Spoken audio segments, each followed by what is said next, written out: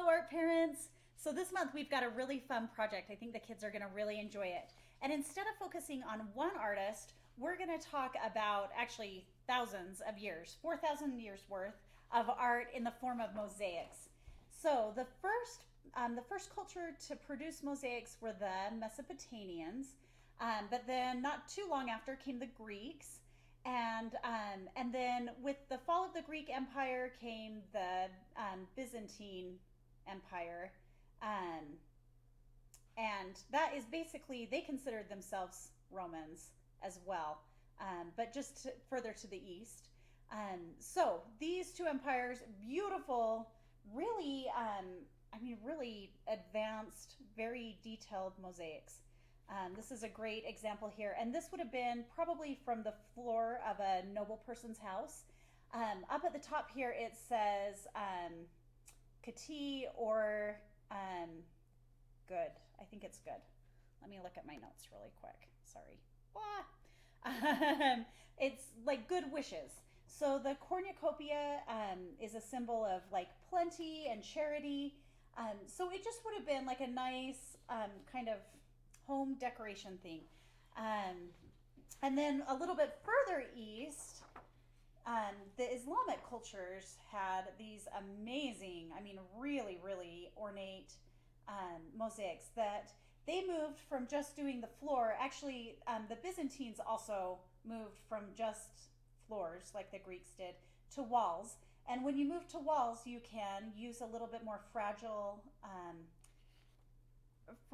materials. So you didn't have to just use stones per se, but they used tiles and they started to mold glass and shells.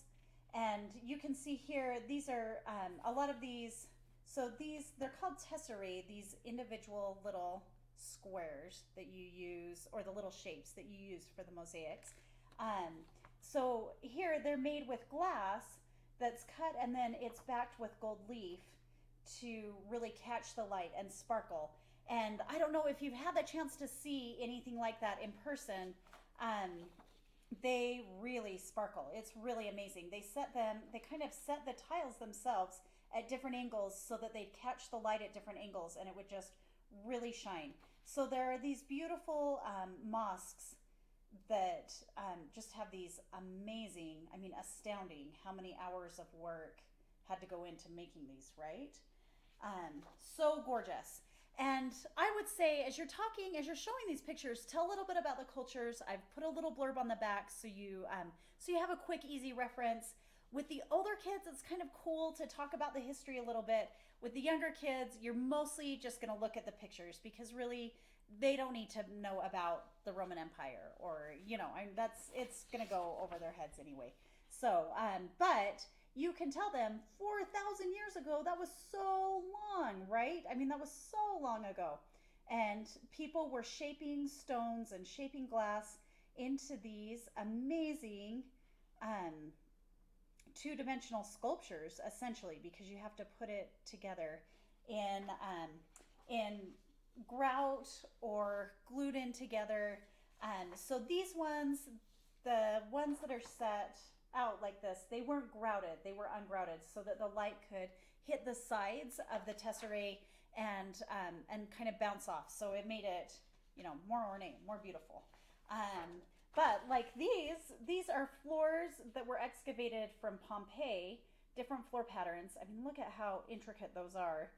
And those are made with tiles that are then grouted in together, and it's really, an amazing process. And we still use mosaics today. So I have two examples for us.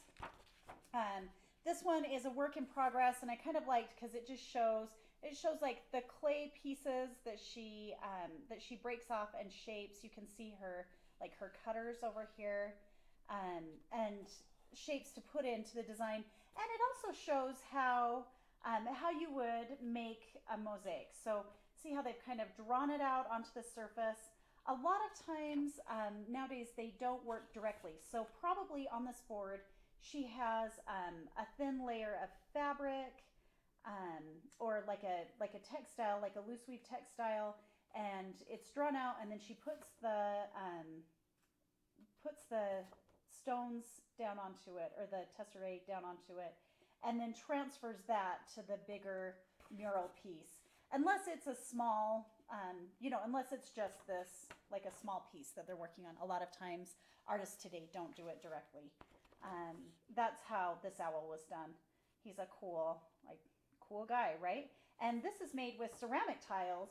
So the artist, like put out a thin sheet of clay and drew out her design and then carved it out and then glazed the tiles and fired them and then applied them to the base for the owl. It's really a remarkable technique. You'll want to give plenty of time because it does take a little minute to get it put together. And when the kids are putting it together, they have round or square little coasters that they, chipboard coasters that they can decorate. We're going to go ungrouted because grout is very messy. So we don't really want to deal with it in the classroom. But I'll have some wax paper sheets that you can put down on the table just to catch any glue drips. Hopefully we make it, I like to try and keep it as non-messy as possible. And then you'll want to tell the kids the first thing they want to do, they're going to want to start gluing right away. But if you start gluing right away, maybe you start your design, and maybe if I had glued right away, I would have put my yellow dot over here thinking I'd make two flowery shapes. And then all of a sudden I realized I don't have enough room over here to make it symmetrical. So it's a good idea to lay all your tiles out on the board. And then once you have your design decided, then I just, this is hard to put up so you can see it in my webcam, but I had everything laid out.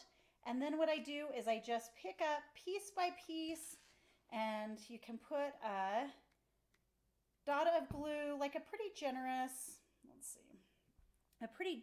dot of glue on the back there. It's okay if it squeezes out a little bit, no big deal. It'll dry clear, and then you place it on. So you want to plan first and glue second. That is the trick to having an awesome mosaic when you get done. And then I think, it'll be maybe a little bit tricky. I'm guessing that the glue is going to be our little area that gets a little bit messy. So I would definitely encourage you to say, don't spread out glue over your whole board and then put down your pieces. Go ahead and just put the glue on the back of the piece and then stick it on the board, and then it won't get quite so messy. Hopefully, we'll see. This should be an easy project to do, definitely a fun one for the kids. If you have any questions or need anything at all, don't hesitate to call me. Thanks so much. Bye.